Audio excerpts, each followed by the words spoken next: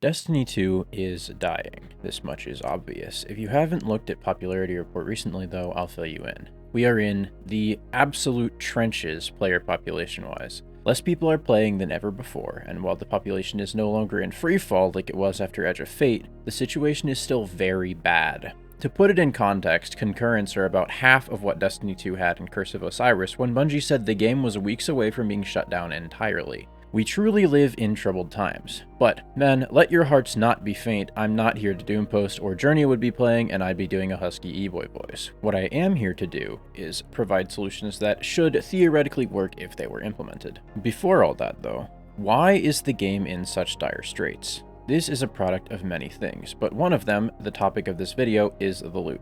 It's nonsensical, hard to understand, and there are systems that have been piling up since year one, all working in tandem, which are actively detrimental when combined. How then do we fix this when 90% of Bungie is working on Marathon and potentially Destiny 3 at this point, and the only people left are fighting for their lives to even keep the servers online? Well, I'm glad you asked, friend, because an autistic genius that has a PhD in Destiny is here to save you. Firstly, the issues listed by urgency. 1.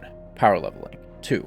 Loot parity across the game. 3. Exotic armor rarity and general weirdness. And lastly, but still important nonetheless, 4. Loot variety, distribution, and the inability to obtain some of the game's best weapons. Let's start off with power leveling, which is coincidentally the easiest issue to solve. Bungie made 3 major blunders when this system launched. Can you name these? If Edge of Fate's leveling experience made you quit the game, I know for sure you're familiar with at least one, because that's why you left. These issues are 1. Monotony. It was so samey and boring that you couldn't bring yourself to play. 2. Tedium. Leveling made such little sense and was so poorly communicated to the player that you found the game to be unworthy of the effort required to play it. The last problem then is excessive length, and nobody likes excessive length. The mountain was too high and the rewards at the top too lacking for you to care enough to play. Thus, the fix. Instead of blocks of 100 levels for each tier like we work with now, we're going to work with blocks of 50. 0 to 50 is the new normal power band, but I'm calling this difficulty New Light because it makes significantly more sense. 51 to 100 is now advanced, 101 to 150 is expert, and 151 to 200, the new cap, is Grandmaster. We're skipping Master because I think it makes more sense as a raid exclusive difficulty. Ultimate still exists, I didn't delete it, but it serves a special purpose as a more flexible, challenging, and rewarding mode meant for people sitting at max power. Also, every single non-Pinnacle gear activity drop from 0 power all the way to 200 will be a simple +3. Pinnacle gear, on the other hand, will have a 1 in 4 chance to replace any drop you get. It will also randomly be between a +4 and a +7, both to mix things up and help provide a little more breakthrough pressure if you're stuck with a dead slot for too long. The consistence of every non-Pinnacle drop fixes readability, and Pinnacle drops make players progress faster than they think they should, which, through some clever psychology, reduces tedium. As for the rewards at the top, I'll talk about that in another section. Thus, the second and last problems, tedium and length, are solved. How then do we fix the monotony issue? This is honestly even easier. Conquests will gate your power until you beat them, and unlock once you are 2 power below the cap. For example, I'm power level 47 and I've just beaten a New Light run of Fallen Saber. These 2 drops take me to power level 48, and I am now given access to 2 conquests, which I will only have to beat one of to unlock advanced difficulty. These 2 conquests are Fireteam's Tempering, Devil's Lair, and Lone Wolf's Proof, Sepic's Prime. The solo conquest would simply be a slightly toned down version of the Fireteam edition, and since you've already developed that one, it shouldn't take much more work. This inclusion of both Fireteam and solo options prevents the alienation of solo players and stops new players hopping in with their friends from being awkwardly separated. Also, no avant-garde on these. That modifier cannot be anywhere near these rank up tests, or you will create a massive quit moment for returning players who want to use their old gear alongside the new. Once you beat their chosen conquest, a curated loot explosion will happen. This will contain a full set of the next difficulty's armor, 1 special weapon in the top or middle slot, a primary in the slot not taken by the special, and a heavy. An alternative to the first rank up test could be beating the campaign on the DLC that drops alongside the season, but if campaigns are going to be agonizing 12-hour slugs, then perhaps it's better if we keep these 2 systems entirely separate. These conquests essentially serve the same role boss fights would in a more typical RPG, in that they provide a mix to the leveling experience and serve as predictable breakpoints where a player knows they're going to get a ton of loot. I'd also like it if these activities could be completely unavailable elsewhere in the game until a player has beaten them, as that would consistently provide a player with new portal content as they level up. Okay, So you keep grinding and you get to level 98. You unlock your next test. This time I propose 4 available conquests, 2 fireteam and 2 solo, 2 of which will need to be beaten to progress. Importantly, any 2 of these can be beaten, meaning if a player particularly likes an activity, they can play both the solo and fireteam variant to break their level cap. There is no problem with this, the player will be given another chance to engage with this content later. I now grind all the way to level 148 and unlock my conquests. I will now need to beat 3 of the 6 available conquests, 3 solo, 2 fireteam, and 1 6-man activity. The 6-man activity could either force players to fireteam find, or it could be match made, as both options have merits, but the important part is to have an activity type not found within the previous conquests to provide further variety.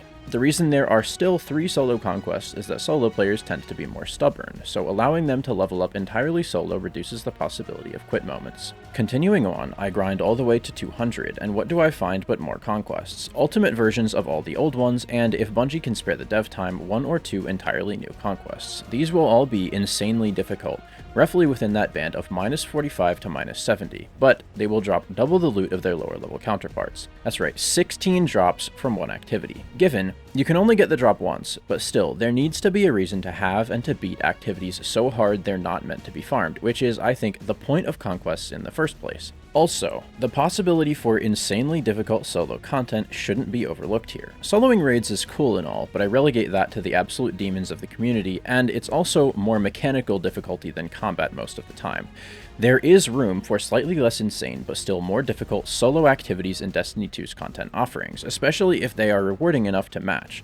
Speaking of rewards, I would make one of the drops from beating these activities a guaranteed mythic armor piece for the easier ones, and a guaranteed mythic weapon for the 3 hardest conquests each season. I'll explain mythics later, but for now just know that they're good, but don't cause power creep. Now let's move on to Destiny 2's second most pressing issue, parity. Destiny 2 is, for some godforsaken reason, using 2 rarity systems, and 5 different versions of the legendary rarity. In Year 1, we had legendaries with set rolls. In Year 2, we saw the addition of random rolls. In Year 5, we got craftable weapons. And in Year 7, we went back to random roll weapons, except that they became enhanceable. All these versions of legendary weapons aren't a very big issue, however, because new players could always get by with the simple knowledge that legendary equals good. Now, however, in Year 8, we have the tier system, which completely derails everything. Though simple at base, the tier system is actually horribly unintuitive for both new and returning players alike, as it clashes with the rest of the game. For Destiny's entire life, all legendaries have been mostly the same. Enhanced perks shook this up a little bit, and crafting almost destroyed the grind for PvEers, but overall, the purple rarity has always been at the top. Returning players who think they know a little bit about how the game works are in for a huge amount of trouble then,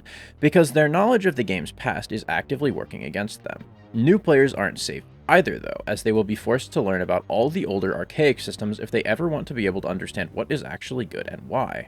This gets even worse when you realize that new players are actually starting at Tier 3 because of the catch-up chest, thus completely invalidating Tiers 1 and 2, as well as ruining the allure and prestige of enhanced perks, as every weapon that a new player gets will have them. As for commons, uncommons, and rares, they do exist, but serve precisely zero purpose, even for new players, and tiered gear has so little variance between Tiers 1 and 5 that unless you play PvP or do endgame content like contest raids, it's basically pointless. No blueberry is going to grind for hours to get armor that is 20 stat points better than what they've already got with no other notable differences, and 0 day job Jimothy's are going to sweat out 450 power levels for a weapon that has 5 extra points in every stat and perks that are 7% better than a tier 1 version. So, how do we solve these issues? I present to you Sys's renewed rarity system. As mentioned before, Destiny's loot does not have enough variance. A scout you get while being a new light does the same damage as a scout earned by a 550 player doing a 5 feet epic raid. This can be fixed by reinstating low rarity loot. Notably, separate low rarity weapons aren't what I'm talking about here, as demanding about 50 new commons, uncommons, and rares would be untenable and pointless. What I mean is a merging of the rarity and tier system to create something new. Here's what that looks like. I'm a humble guardian playing through a nice, fresh run of Starcrossed on new light difficulty with my friends. I've never done it before. I beat the boss, and what am I greeted with but a mint retrograde? This mint is interesting though. It's a common. It's got no enhanced perks, it's not master workable, it's got 50% base stats, and does about half damage compared to a legendary mint. I don't know this though. I just know I got a cool gun. Remember, I'm very new. I keep playing the game, and a couple activities later I'm doing Encore. I get a drop, and it just so happens to be mint again. This time though, it is green. Uncommon, it must be some kind of rarer drop. I put it on and start shooting some enemies only to find that this thing absolutely wrecks compared to my old mint. What's going on? Well, its perks aren't enhanced, it's not master workable, but it does feel way better than the white one. It feels good to use this, so I am now encouraged to keep grinding for even better stuff.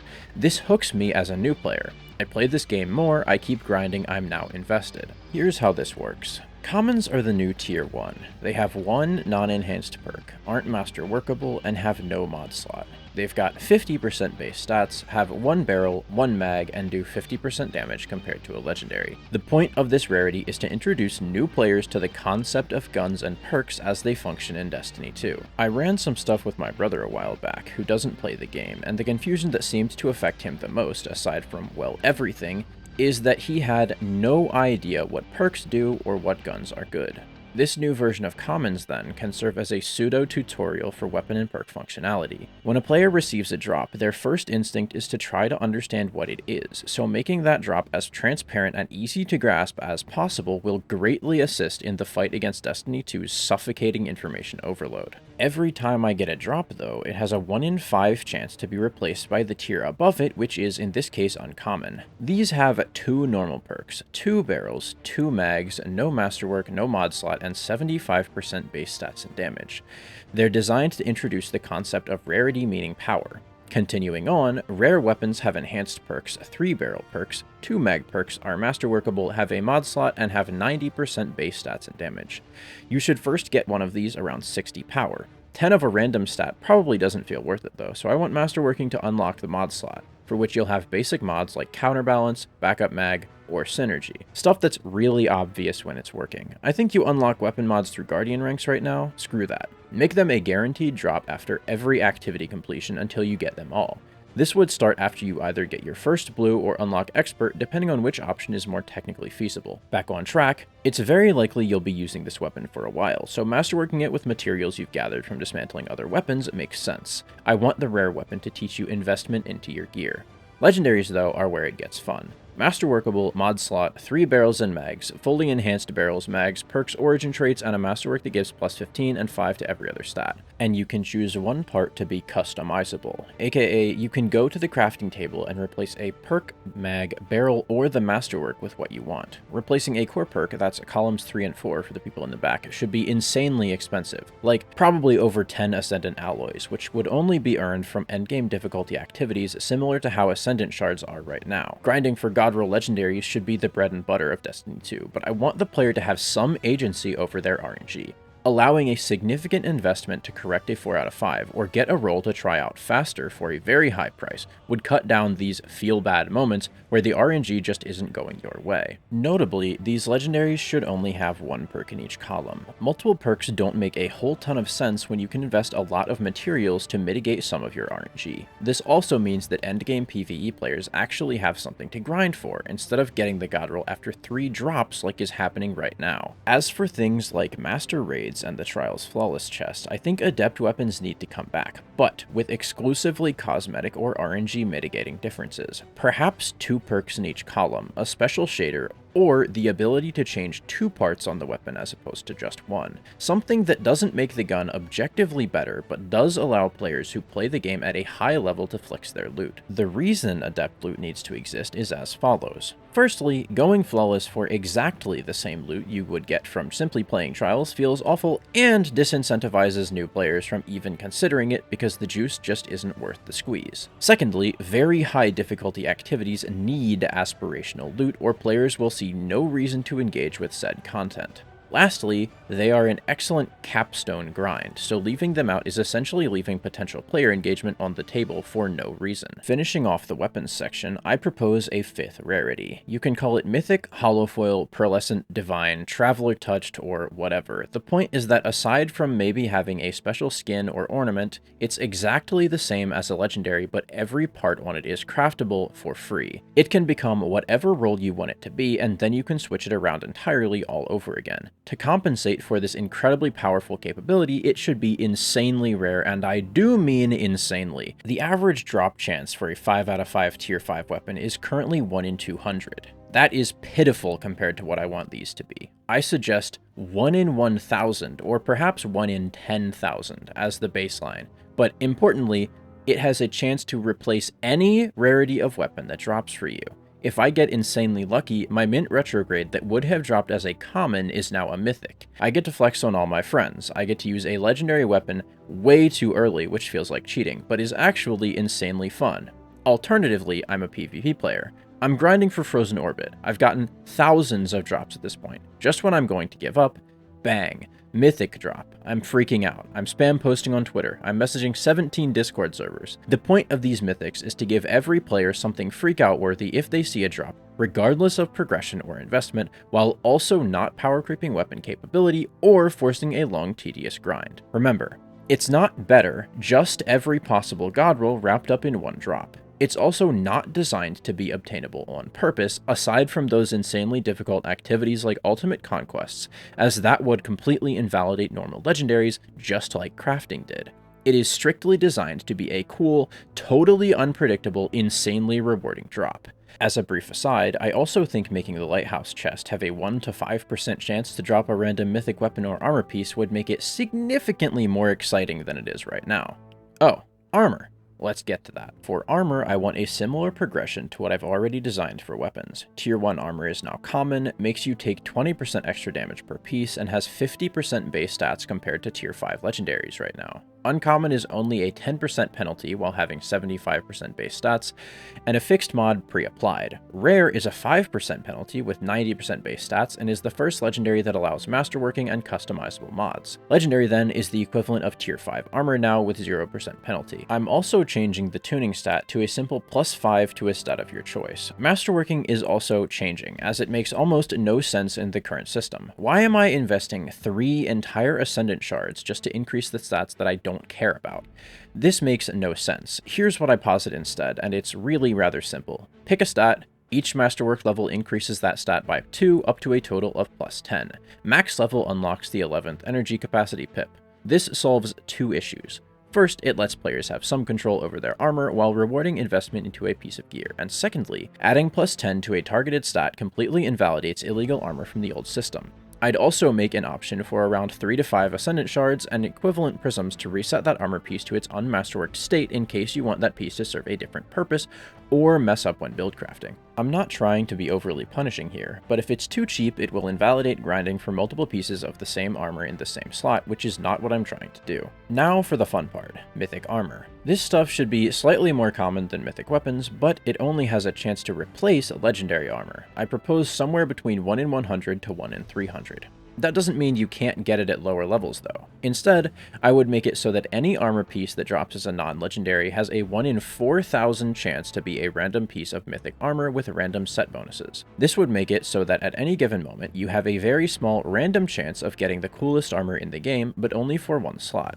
Now, with all that being established, what does mythic armor actually do? Well, I propose the following. It can shift to be any archetype of armor you want, thus completely solving the slot for the set bonuses it drops with. That's right, set bonuses plural. Instead of only having the set bonus the legendary armor would have dropped with, it also has a second, random set bonus that you can choose to have active instead of its main one. What this does is make it so that mythic armor isn't always useful, but it always can be useful. Thus, every drop is rare and at least interesting. Now, you may think that this makes grinding armor easier. Yes, that's the point. Armor is exceptionally obtuse to grind right now, and by the time you actually get it, you probably don't have the vault space to store the pieces you want. Mythics solve this issue by cutting down the amount of pieces you actually need to keep, and sometimes skipping the grind for certain set bonuses altogether. It also makes it so that event set bonuses aren't strictly gated behind those events and unobtainable otherwise. Those set bonuses would simply rotate into the mythic extra set bonus pool. Yeah, they'd be hard to get, boo-hoo. That's your punishment for not playing the event. But it's infinitely less punishing than telling your players to go talk to a wall like Bungie's doing right now. How, though, does this actually fix the parity issue? Well, firstly, it reestablishes basic legendaries as the best loot. If every legendary drop is the same, players will find the entire system easier to pick up on. Next, all enhanced perks prevent issues where tier 5s would be better than current loot. Additionally, establishing legendaries with one perk in each column as the best loot would allow old weapons to be reprised relatively easily, since a simple perk swap is all that would be required to bring them back. You could even leave the lower rarities off of these weapons, and simply leave them out of the loot pool until the player gets access to legendaries to cut costs for reprisal even further. Lastly, if this system were to be implemented in D2 and refined in D3, it would actually solve the parity problem. See, no new loot system is going to solve this decade-long issue, and a full loot rework just isn't cost viable. As with many Destiny 2 problems, the full solution is unfortunately Destiny 3. But I can provide a decent gap filler, and that's what I hope this system can serve as. Okay, I've now set up a solid leveling system and established real gear progression. However, there's something crucial to a successful system launch that I haven't covered yet. Implementation. How does this system actually launch? People already have legendaries, tier 5s, tier 5 armor, etc. Here's what I've got.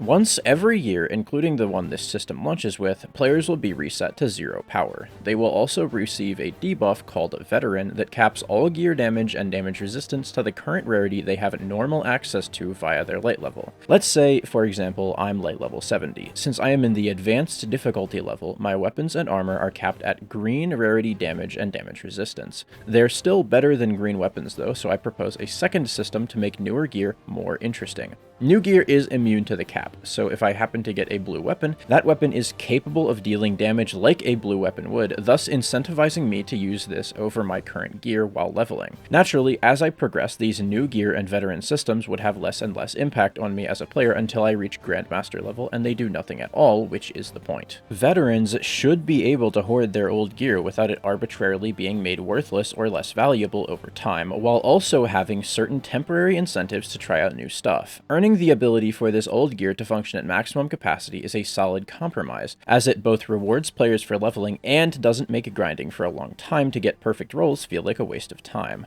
Additionally, this system is a sort of insurance against dud seasons. If, for example, Bungie drops a banger like Heresy where the loot is awesome and we're all grinding, great, the game flourishes. However, under this new system, even rough seasons with no desirable loot would still incentivize players to progress to get their old gear back up to normal function. Yes, I did just say seasons even though power only resets yearly. Every season, I'd take everyone back down to new light difficulty, but leave their light level the same. So let's say I log in on day 1 of a new season. I'm 200 light, but all the gear I earn is common rarity, with the 1 in 5 chance of a green, of course. In order to start earning higher tier gear, I must unlock higher difficulties again. But all that entails is playing through the new conquests in order. I play through Conquest Winter's Run, as it's the new strike this season. Once I finish this conquest, I'm showered in a ton of loot. But it's all green, right? Wrong.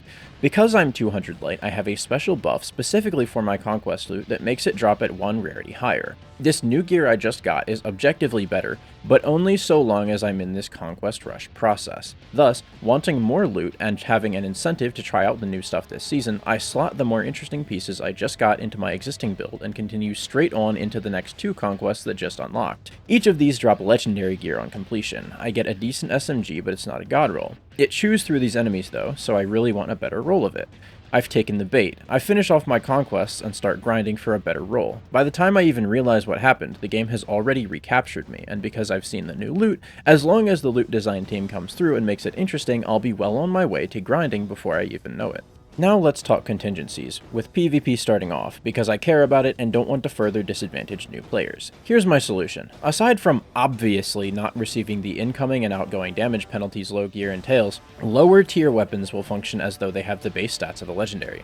I don't want people to be destroyed simply because their auto has half the stability and range of mine. Alternatively, I want new players to be able to talk to Shaxx and receive a full set of legendary gear that can only be used in the Crucible, if that's possible. This gear would show them what a basic PvP build looks like. A kinetic SMG and energy pulse could theoretically show them how different weapons cover certain ranges. An auto and a shotgun could teach them about the importance of primary and special pairings. I also want this kit to contain simple armor with decent PvP stats. 130 health, 60 super, 60 grenade, for example. If you want to get fancy, maybe players could be offered 3 different builds that are explained as succinctly as possible, then choose the one they like the most. Additionally, you could leverage this new system to make crucible modes that debuff your armor and weapons back down to a certain rarity in order to limit player power. I think this would be pretty interesting, as it'd reduce gear power and force more focus on player skill, similar to how Checkmate was supposed to function. It'd also provide a perfect mode for new players to jump into if they don't have top tier gear, so perhaps for the first 5 to 10 matches of the mode it should match based on skill. After that though, I'd like it to be open skill or connection based matchmaking, as that would allow veteran PvP players to enjoy the mode as well.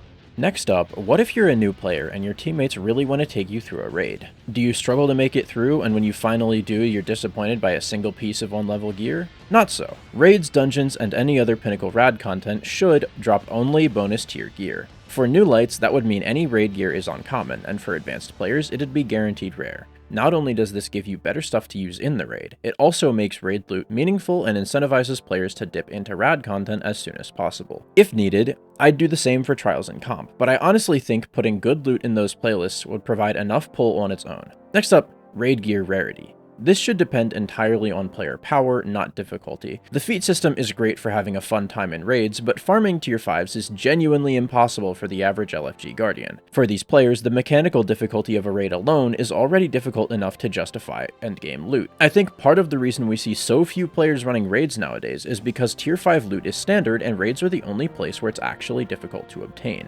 Thus, instead of settling for lower tier loot, players just don't play raids at all. I propose then that each additional feat you activate will cause a predetermined additional amount of drops on encounter completion. For example, Cutthroat Combat would reward 5 additional drops after every completion, while encounter challenges would award 1 or 2. In this way, you reward player skill and time without completely invalidating either or the grind itself. That's all I've got to say on raids, so let's move to the final contingency I want to cover. Returning players. They are going to be incredibly lost no matter what you do, because this game is simply too complex to learn without help.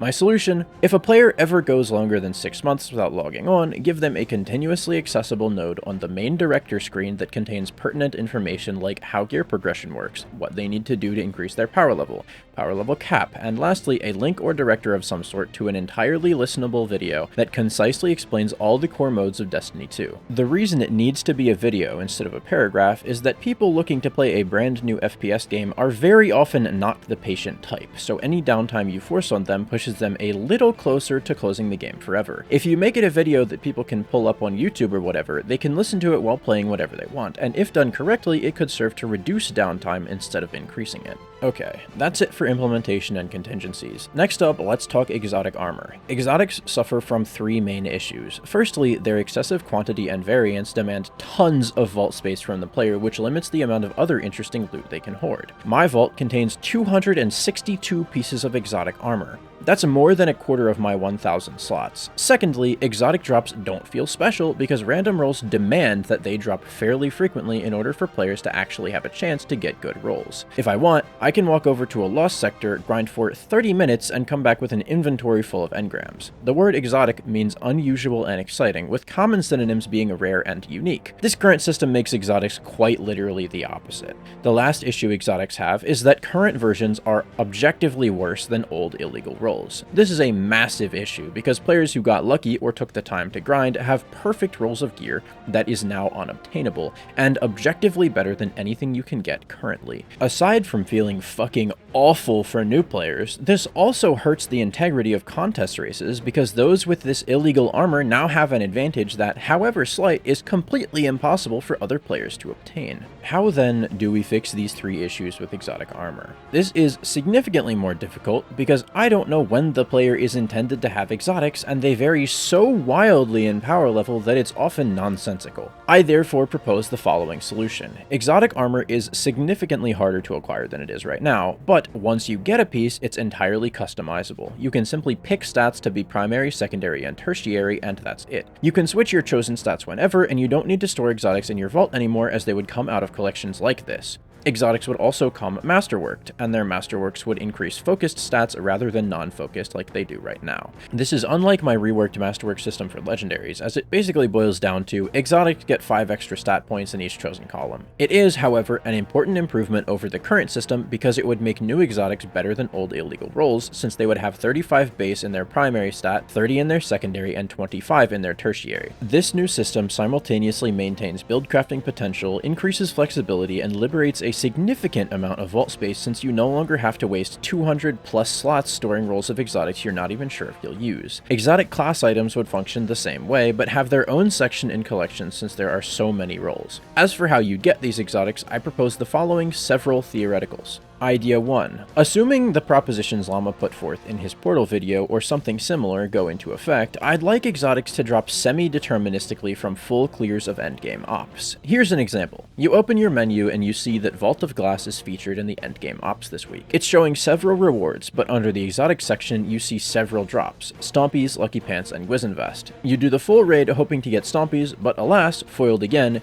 you get Gwizinvest. No worries though, just run it again. Your second time you get Stompies, but also a roll of relativism in most rarity. Nice. You clear the raid once more and have thus exhausted the exotic drops from this raid this week. Moving on, you see that Grasp of Avarice is a featured dungeon, but its listed rewards only include a single random exotic. You then run the dungeon, and any further clears of that dungeon do not drop an exotic that week. You go on to clear all exotic pools available that week, and after all that hard work, you are awarded with a paracausal key. You take your key to Xur, and he gives you 3 choices: an engram containing Graviton Forfeit or Knucklehead Radar, an engram containing Dragon's Shadow or Lucky Raspberry, and an engram containing Bombardiers or Gemini Jester. You turn in your key and get Lucky Raspberry. Better luck next week, I guess. You then log on to your Warlock to do it all again. Here's how it works under the hood. Every week, the game determines drop pools for every endgame activity. These pools are configured automatically, but if you already have an exotic, it'll be excluded from possible choices in every pool, including Xur's engrams. As you unlock more and more exotics, the pool of possible offered exotics decreases until you have everything you want or have everything, period. As for exotics that are unlocked from finishing DLC campaigns on Legendary, I think those can stay. Doing an entire campaign is already tedious as hell, so it makes sense to reward players with an exotic for their suffering. This system also opens up space for exotic armor quests that doesn't really exist right now. Finally, exotic class item rolls, as I've mentioned before, will drop randomly at a 50% chance alongside regular exotics at first. Then, when you unlock all normal exotics, they will take the place of all normal exotic drops until you fully unlock all class items. At that point, your exotic drop will simply give an additional random loot drop from the same pool your activity would pull from. Exotic class items could also be target farmed by running Dual Destiny on repeat until you've got all the rolls, but I wanted to have a way to passively acquire rolls while playing things you normally would as you grind for other gear progression, because 64 straight runs of Dual Destiny on each character sounds like actual hell. Alternatively, assuming Llama's amazing portal ideas are ignored just like all the other feedback people have ever given Bungie, I've got a second idea. Every week, 15 exotics for each class are spread across random activities in the portal. Every exotic you acquire on a character increases the required difficulty to obtain an additional exotic on the same character until it reaches A+ Ultimate, at which point you can either get the rest of your exotics on Ultimate, or wait for weekly reset to start the difficulty progression over again. This random selection would also work on a knockout system, as there is no point to getting multiple copies of the same exotic over again. Under this system, I would make exotic class items drop at a 100% chance next to normal exotics, because portal activities are significantly less fun to run than raids or dungeons. Okay, I've now covered a plan using Llama's portal and the current portal. But what if Bungie ditches or reworks the portal in a way that would make these options unfeasible? Well, in that case, here's my solution. Xur will continue to have exotic armor each week, but it'll be insanely expensive. I think 150 strange coins is a reasonable price. He will also be the only way to get exotic armor aside from random world drops. These world drops will be picked up as an engram, and that engram can be taken to Raoul to be decrypted into exotic armor either completely randomly or from the DLC pools he offers. Decryption should cost between 3 to 5 Ascendant shards for random and 7 to 10 shards for a focused pool. Alternatively, you can give Raoul the engram for free to get weapons you don't have, or if you've got them all, you could sell the engram to Raoul for around 5 Ascendant shards or allies, or some good quantity of glimmer. This sell function would also be the main use of exotic engrams in all 3 systems once you have all available armor and weapons, as this would keep exotic drops useful for players no matter where they are in account progression. As for how I'd implement this system, it's actually pretty simple. Either wipe people's collections and force us to regrind the new stuff, or add a new collections page for Exotic 2.0 or whatever you want to call it. What you definitely should not do is give people who already have the old versions of exotics the new ones for free, or allow old exotic engrams to work with this new system. Maybe you can allow old engrams to be turned in for mats, but a massive advantage of this exotic 2.0 idea is that it gives people another meaningful endgame grind. Allowing players to circumvent this grind entirely then would be almost as retarded as the average Crucible balance pass. Some people may object to this change to exotics because it does bring a permanent cap to the exotic grind, but I'd like to bring up the fact that I have 106 exotic engrams that I can pull from past season passes at any given moment. The so-called exotic grind does not exist. Assuming my flawless logic doesn't convince you, please at least give us access to tier 5 exotics, for fuck's sake. These things being stuck at tier 2 is actually killing me. Now, the final issue. Loot variety, availability, and the existence of unobtainable guns that are objectively better than what is currently available. These can honestly all be solved with the same system, but I'm also going to talk about some alternatives in this section, as well as some additional suggestions to further increase the value of loot. If a player has nothing to play for, they simply won't, which is what we're seeing now. How then do we solve the issue of loot variety, availability, and unobtainability without drastically increasing bandwidth? Well, I'm glad you asked. It starts with utilizing old loot that players still want, and ends with properly maximizing the impact of new loot that you do add. For old loot, consider spare rations. This is a legendary hand cannon, the stuff of myth really, and the fact that there's not a place I can go to farm for one is both a waste of activities and of a wonderful piece of loot. I'm also going to specify here that these weapons need literally zero work done to them. They can come back as is, and despite being objectively worse than current gear, players will grind for them strictly because they are cool, classic, fun, or even just because they're weird. Destiny 2's most massive advantage over other MMOs is that each weapon is a unique cocktail of factors that lead some players to love and other players to hate each and every gun in the game. This is a strength of Destiny 2's weapon design because weapons are significantly more than just stat sticks. Choosing not to utilize this insanely unique aspect of Destiny 2 is, frankly, idiotic. Okay, I've now thoroughly justified why old stuff should come back, but how do you actually do it without taking up much bandwidth? Well, I have two ideas. A simple one that probably wouldn't have the kind of effect I'm looking for, and a more complex one that would have an immeasurably positive impact on the game. The simple idea is to give players a chalice similar to the one we got in the Season of Opulence, but make it capable of focusing every weapon in the game with the caveat that it can't focus loot from the current expansion cycle. I'd make it cost the equivalent of 3 to 5 dismantled pieces of gear to activate a charge that rewards one piece, but for quality of life's sake, I'll let players queue up to 5 drops at a time. I'm specifying this cost relative to gear pieces dismantled because I plan to rework the brain-dead currency that is Glimmer in a later section. The second, significantly more enjoyable but also heavier idea is to make every single overworld activity in Destiny 2 drop unique loot that rotates daily. Blooming Deep Lost Sector? That's OG Mindbenders today. The overworld version of Fallen Saber? Adepti of Soul.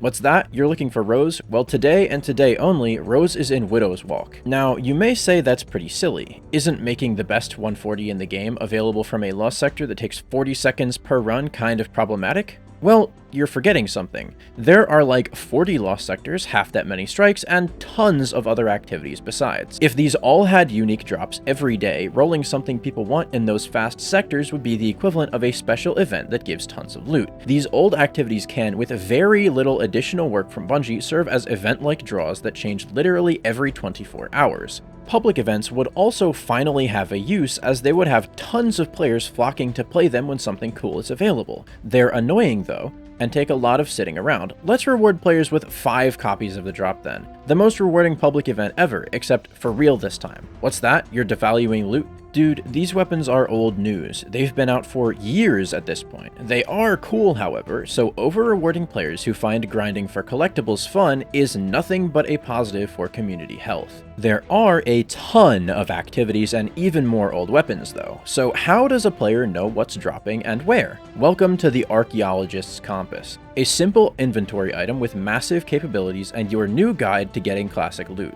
When you open the Archaeologist's Compass, you will be met with 3 simple filters: slot, ammo type, and archetype. Once filtered down to what you're looking for, the compass will then show where that item is currently dropping. If the item isn't currently available, the compass would show you when it'll be available next and from where, allowing you to plan your farming in advance. It would also be cool if it could show the next 3 dates the weapon would be available, but this would require slightly more work, so it isn't essential. This solves the issue of old loot becoming unobtainable as activities are removed from the game, but we can do more. Xur, for example, could host a set of weapons that, instead of being set rolls each week, are instead purchasable random rolls similar to the Gunsmith. Alternatively, any weapon engrams purchased from Xur could be taken to Raoul to be focused into any classic weapon you want. Another idea is for Xur to sell Seasonal 3 of coins, which would function as a buff that would add to loot drops upon activity completion, similar to tonics from episode Revenant. The last issue I want to discuss here is the existence of weapons that have rolls that no longer exist due to perk pool changes with later reprisals. Spare Rations with Rangefinder Slideshot, Eye of Soul with Snapshot Celerity, and Igneous Hammer with Quickdraw Celerity are some examples of very powerful weapons that just don't exist anymore and likely never will. How then do we add these weapons into the pool without bloating it beyond feasibility? Simple. When you get 1 drop of a weapon, all of its alternative reprisals also drop. Obviously, this would exclude reprisals from the newest expansion cycle, but what this does is allow players to dig through 8 years of old weapons for the exact ones they want. If that doesn't drive up engagement, I seriously don't know what will. Now that we've got a solid foundation for old loot, how do we build on that? How does new loot remain interesting, and how much of it do we need in order to sustain the player base? Well, let's first discuss the 3 invisible classes of loot that exist right now. Firstly, there's trash. This is loot designed to be worse than other equivalent options. It's there to bring up the value of actual good weapons, and general understanding says that without it, the game would be exceptionally bland. I disagree, but we'll expand on that later. Secondly, there's specialized loot. This is stuff that does something nothing else in the game is capable of. For example, this is the first ever sniper to get triple tap and 4th times the charm. Or, this is the first hand cannon in the game that can get Firefly Headstone, and it's crazy for stasis builds. These types of weapons are designed to expand weapon capability without necessarily power creeping too hard. The third and final group is objectively better best-in-slot aka meta weapons. The purpose of this class is to force players to regrind a new best-in-slot weapon so they can remain competitive. Mint Retrograde simply does more damage than every other special in the game. Or, Yeartide Apex is legitimately unmatched in every dimension compared to other primaries. This is the most effective class of loot when it comes to making people play the game, but it's also incredibly damaging. Weapons like this either force you to nerf things people already have, which builds bad community sentiment, or you don't nerf anything and the game must power creep forward for loot to remain interesting. In order to maximize game health and keep the loot interesting, here's my solution. Trash loot should all be double-sided in order to maximize dev output. It should be trash in PvP but good in PvE, or vice versa. It should be crazy for stasis builds but mid for other subclasses. It doesn't even have to be objectively better than things we already have. It could be slightly below the top contenders, but slightly easier to get since it's got a smaller perk pool or comes from an easier activity, etc. However, it should never just be awful full stop, or you have effectively wasted dev time. If you double-purpose weapons like this, you can waste less time and get more player engagement out of each weapon you take the time to develop. Remember, bad weapons in Destiny 2 already exist. They're called weapons that drop without the perks you want. You don't need to go out of your way to make objectively bad loot when Destiny 2 already does that for you all the time for free. When it does come to weapons that are going to launch insanely hot, they should only be that good for a couple weeks at most, and they should launch alongside competition for the role. For example, in my system, Mint would have launched alongside a second insanely powerful special weapon in the kinetic slot that does slightly less DPS but has more total damage. This would allow players to experience a boosted baseline for a while, but still allows them some kind of choice instead of being stuck on the same weapon no matter what. This also gives players 2 weapons to grind instead of just 1. I'd then nerf both weapons back down to the baseline while allowing them to keep solid rolls in the sandbox after several weeks of dominance to make other loot viable again. Perhaps Mint's new role would be a champion killer, and our theoretical weapon could continue being very good at total damage against bosses, but with worse DPS than competitors. Now that we've discussed old loot and new loot, it's time to bring up reprisals. I think we should be getting quite a bit more reprise loot than we currently are, because it's significantly lower cost to produce and players love old stuff for the nostalgia it elicits. However, this shouldn't just be random. Obviously, old loot isn't special because it's old, but because people have memories and nostalgia attached to it. Pick weapons you know people will love, like Kindled Orchid, Dire Promise, bygones, mindbenders, palindrome, spare rations, parcel of stardust, Hatara gaze, mob justice, threat level, first in last out, hammerhead, burning eye of soul, antiope, Icolos SMG, beloved, Dustrock blues, Fellwinter's lie, Vestian dynasty, doctrine of passing, longbow synthesis, Atheon's epilogue, Ias Luna, Devil's Dawn, Black Hammer, Genesis Chain, Treads Upon Stars, Blind Perdition, or any of the million other weapons that people love. Then put them all in a loose graph of how much dev time they'd take to reprise and how much the community would love them. Weight Destiny 1 weapons heavier for the second variable because D1 old heads will come crawling out of years of inactivity to grind their favorite classic weapons. We saw this with things like Hung Jury or Ias Luna, so it stands to reason that the pattern will remain consistent. Now that you've got your graph set up, choose a few across the spectrum each season and reissue them. How powerful should they be, though?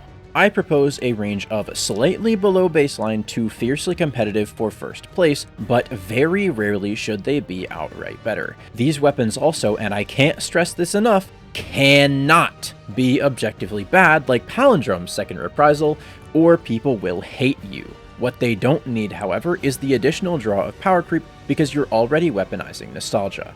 If Ias Luna was exactly as good as Rose, people would grind the hell out of it, even if they already had a 5 out of 5 Rose, because dude, Ias Luna's back, I fucking love that thing. An additional tip if I can. Keep an eye on what the community considers to be good archetypes, and prioritize those archetypes for reprisals. Alternatively, buff an underperforming archetype, add a shiny new option, and then make that new option compete with a reprised weapon for a very similar amount of power. Players will grind out both roles until their fingers are sore so they can test them and figure out which one is better. How then do we get new and reprised loot into player hands? Well, how about the exact same system we just designed for old weapons, but for new ones? This time we'll utilize that ever-hated menu, the portal. Here's the plan. Every single activity has a guaranteed drop for every clear, and said drop rotates every single day. What's that? There's not enough loot for every portal activity to have a dedicated drop? Firstly, that's why I'm pushing for more reprisals, but also, it doesn't matter, just make the same drop show up in multiple activities at a time. If the opposite problem is ever true and we have too many weapons and not enough activities, simple as well. Just make multiple weapons dedicated drops from the same source for the day and wait longer activities to be the ones that usually, but not always, get the multi-drops. For example, today Caldera and Liminality both have weapons you want, so the choice on which one to farm is obvious, right? Wrong. You forgot that Liminality is both Longbow Synthesis and Yeartide Apex today. That's right, event weapons are no longer exclusive. Once their event shows up, the weapons get added into the dedicated drop pool, and thus events, instead of being a massive source of FOMO, are now a mid-season bolster for the loot pool. Win-win. There can still be event-exclusive loot, though. I think the rollout of weapons like Sinancia and Trakinus worked pretty well. Event-exclusive, yes, but not locked to something that only appears 2 or 3 weeks out of the year because the event comes around a couple of times every season. PvP can use this dedicated drop system as well, but instead of a daily rotation, I'd make it weekly, and you'd go to Shaxx to attune which weapon drops out of each mode that week. For example, True Prophecy just got reprised, and I want it. I walk over to Shaxx, and in his inventory I've got options to select a drop from Control, Elim, and Comp. With Edge of Fate, we only got 4 PvP exclusive guns plus Solemn Remembrance, which is Comp exclusive. That's pretty weak though, so let's say there's 6 weapons plus the Comp exclusive available for this example. This week, Control has True Prof, Mida Macro, Comp has Stars in Shadow, Frozen Orbit, and Solemn Remembrance, and lastly, Elim has Pure Recollection and Returned Memory. I can select any of these weapons to attune to it, and guarantee a drop after every match I play in that playlist. I can also attune the Comp weapon, which is already a guaranteed drop in this system to guarantee a second drop after every match. I attune to True Prof and start grinding, but I don't get my God roll before reset. No problem, I go to Shaxx and find that True Prof is now in 3v3 slow capture zones, so I attune and get back to it. This increase in agency will make players engage more and be more committed to the grind. How do I know this? Well, there's actually precedent that provides significant evidence for my theory. Multiple studies attest that players who feel more agency over their decisions in gambling gamble more. When companies, for example, design loot boxes or card packs, they'll go out of their way to include interactable portions that players are forced to engage with. This builds a false sense of control over their loot through superstition, which is apparently powerful enough for Hearthstone to make $1 billion. There is actually tons of research on stuff like this. I won't go into that though, as this isn't one-to-one. Hell, loot boxes and card packs are actually solid investments compared to Destiny 2. But if you extrapolate the psychology a bit, you can see my line of reasoning. That initial choice gives players a feeling of control and tricks their lizard brain into thinking that winning is more feasible. In Destiny 2, this is actually true, but that doesn't discount the psychological impact of that initial decision, nor does it remove the actual takeaway. These players are more willing to commit more time to the grind and thus engage with the game more. In short, limited agency encourages greater commitment, which can then be exploited to make line go up.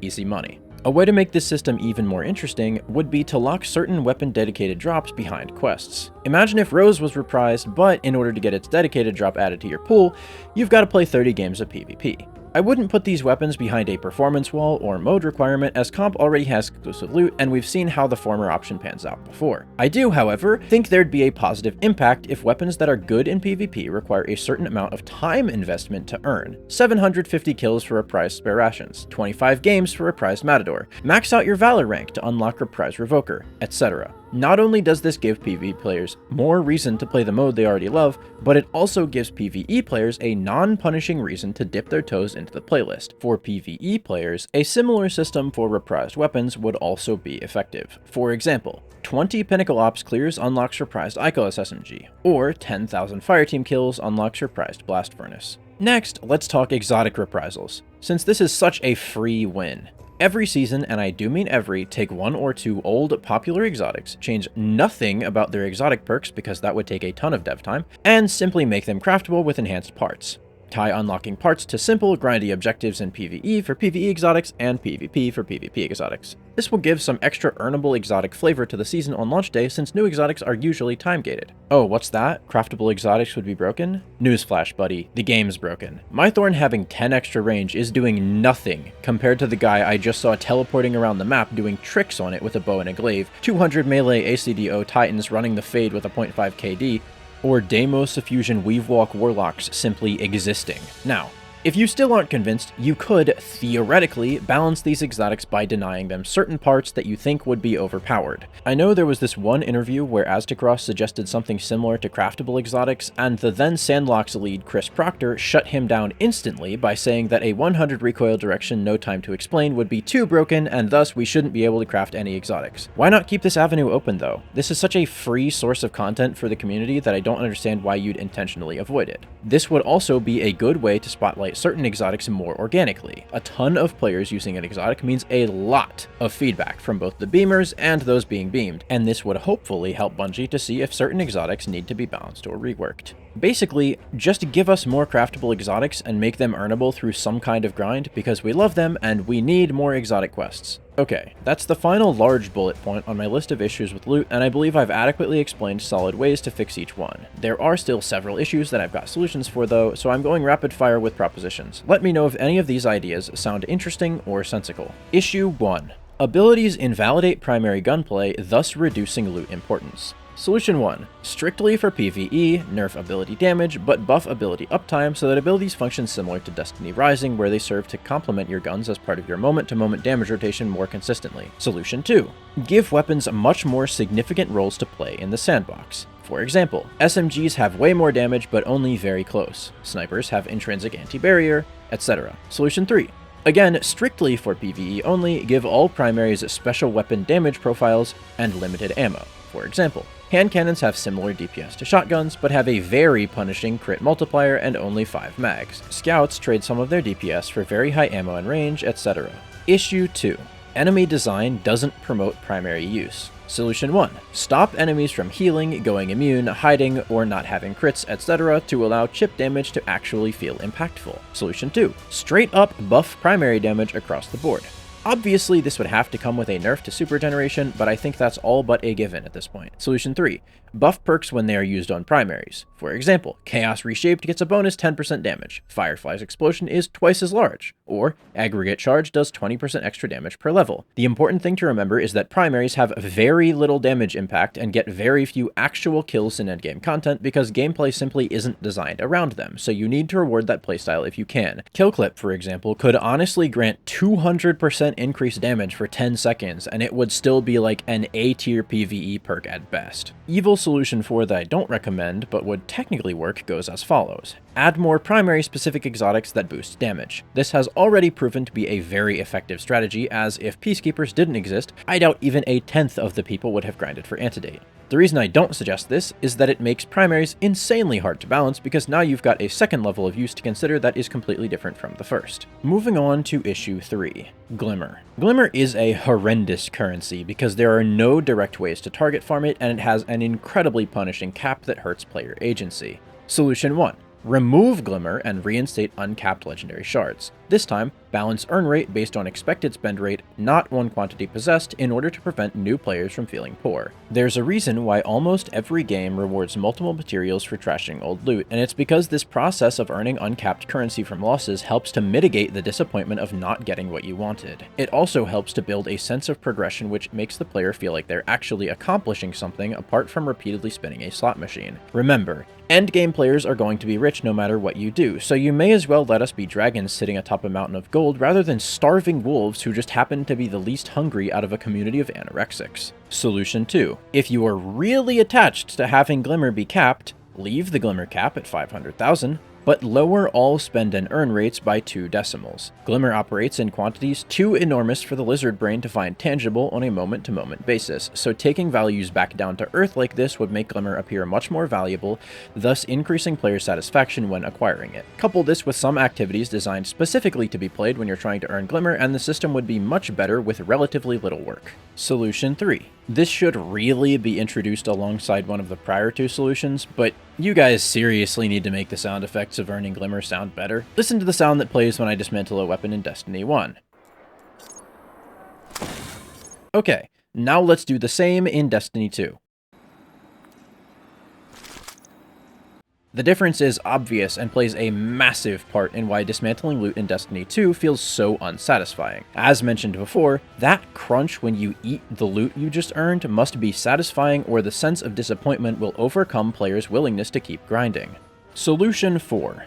Now, assuming you completely give up on Glimmer, how do you keep the sense of progression that dismantling old loot needs to provide? Well, might I suggest weapon parts and armor materials? These could serve as core currencies for masterworking guns and armor, but they can't be directly used to earn loot outside of that. In order to maintain that sense of dragon on a pile of gold that this is trying to promote, I'd make these currencies uncapped, with the ability to buy raid banners or buffs to enhancement core, prism, and ascendant shard drop rates, or quantities at Xur. This way, a player is always earning something that can help them in-game, but that doesn't directly invalidate any loot or currency grinds. If you're fine with players using this material to directly earn loot as it's not from the current expansion cycle, I'd add a secondary set of purchasable buffs to increase earn rate for dedicated world drop loot. I'd also give Xur a set of 9 engrams with 3 random guns in them each week. You could purchase these engrams for weapon parts or armor materials and attempt to gamble for the contents if they interest you. The point of any of these theoretical systems, though, is to return players' sense of progression, build a sense of investment for time spent, and reduce disappointment when they lose the slot machine spin. Any way you can think to accomplish these tasks would be great, because it's the result that matters here, not necessarily the method. Second to last on the issues chopping block is the big one, crafting. There were, in my opinion, 3 main issues with crafting. Firstly, red frames are earned through RNG, when crafting was supposed to be a deterministic alternative to slot machine grinding. Secondly, craftable weapons are just objectively better than their non-craftable alternatives, which completely invalidated the existence of non-crafted weapons. Lastly, crafted weapons were too expensive to level up and customize once you did get the pattern, which often led to them sitting in your vault taking up space in case you might want to use them again. This is more a consequence of Glimmer and Ascendant alloys being capped resources, but I'll work within these bounds for this issue. Solution 1. Create a hybrid system with weapon customization like the one I suggested in the loot section to reduce RNG through roll correction. Solution 2. Leave normal weapons to RNG, but let certain weapons be craftable and fully customizable after being earned through specific quests, achievements, or triumphs. This customization could be effectively free, and it would still be fine because it's a feature of the weapon, not loot as a whole. Solution 3. Tie crafting exclusively to insanely hard activities. Want a crafted Fatebringer? Go Flawless Ultimate Vogue. Want a crafted Palindrome? Solo 2 GMs back to back. Coupled with cheaper or non-existent crafting costs, this would shift the grind from being RNG focused to being player skill dependent. I don't think this is a good wide-scale solution, as high-skill players are often the ones willing to grind the most, but it could be useful for certain loot drops if utilized correctly. Solution 4. Leave crafting alone and make every current weapon compatible. I don't know if you've noticed, but God Roll Tier 5s are so much easier to get than craftable weapon patterns that it's legitimately insane. Most PvE players are satisfied with a 3 out of 5, right? Well, right now that's a fucking 1 in 13. If you only care about main perks, it's even worse. 1 in 13? Try 1 in 4. Dude, no wonder nobody's grinding for loot. That shit just isn't a grind anymore, straight up. Moving on to the final issue, drop determinism. People are much less likely to farm an item if it isn't a guaranteed drop. This may seem like a radical statement at first, but think about episode Revenant. People refused to engage with the tonic system entirely until legendary tonics were changed to always drop the focused weapon. Going even further back in time, think about Menagerie. You could determine your exact drop, cut perks, and even decide the masterwork. Did people farm this activity any less? No, they actually chose to farm it more, because perfect 5 out of 5s felt more obtainable. Keep in mind that the odds for an average 5 out of 5 god roll are 1 in 2,682, and even with a guaranteed masterwork, that only goes down to a 1 in 670. If you further cut perks with focusing, you usually went down to 3 in each column, which left you with a much more reasonable 1 in 123. These are the most lenient odds ever, and they're still over a 1 in 100. Easier god rolls aren't the only reason people farmed Menagerie as much though. To explain that, we need to go a bit deeper. Assistant Professor of Psychology Mike Robinson, in his article Designed to Deceive: How Gambling Distorts Reality and Hooks Your Brain, describes this phenomenon where near-miss almost wins recruit areas of the brain that usually respond to wins, and increase one's desire to play more, especially in problem gamblers. These problem gamblers represent us, by the way, and this explains the rush you feel when you get a 4 out of 5 roll. Menagerie, then, was successful in 2 ways. Firstly, by making the goal of 5 out of 5 feel much more achievable, players were much more likely to commit to the grind for them in the first place. Then, because the odds were better, players were seeing way more 3 and 4 out of 5s, which further enhanced the experience. Bungie actually knew this in Destiny 1. A 4 out of 4 palindrome, for example, was 1 in 160, while Matador was 1 in 144. Even Ias Luna, which nobody ever had a god roll of, was only a 1 in 1300. For comparison, a perfect 6 out of 6 rows is a 1 in 9,852. Weapons with more feasible odds are simply more satisfying to grind for. Circling back, what does this mean? Well, for one, guaranteed drops are superior for player engagement. When a weapon drops, it's a spin of the slot machine. When a weapon drops with almost what you want, it helps keep you addicted to the chase. However, because weapons in Destiny 2 are already a massive RNG sink, the actual drop of the gun is only exciting the first or second time. After that, it's just a prereq to spinning the slot machine and actually serves to reduce player enjoyment. Secondly, weapons should be easier to get 5 out of 5s of. My earlier idea for customizable columns capitalizes on this by leveraging increased player agency to make 5 out of 5s or even 6 out of 6s more feasible without forcing Bungie to make shallow perk pools. My idea puts weapons from 1 in 30 to 1 in 500, depending on how much currency you want to invest. For the reasons prior, I believe this system is the best of both crafting and raw RNG. I've never seen a system like this proposed before though, so I'm interested to hear opinions. That's all I've got for you. In summary, Destiny 2 will not survive without a real loot chase. New players need simple, tangible reasons to engage with gear progression, or they won't latch on. Veterans need real, engaging grinds, or they will quit. Old loot needs to come back somehow, or we will continue to deal with insane metas where the best weapons are literally unobtainable. In this video, I presented various methods to solve these issues and argued why they would work. If you found any of this analysis interesting, consider subscribing. I'm going to be putting out a similar video on PvP in the future, so stick around for that. God is good, Christ is king, I'm out.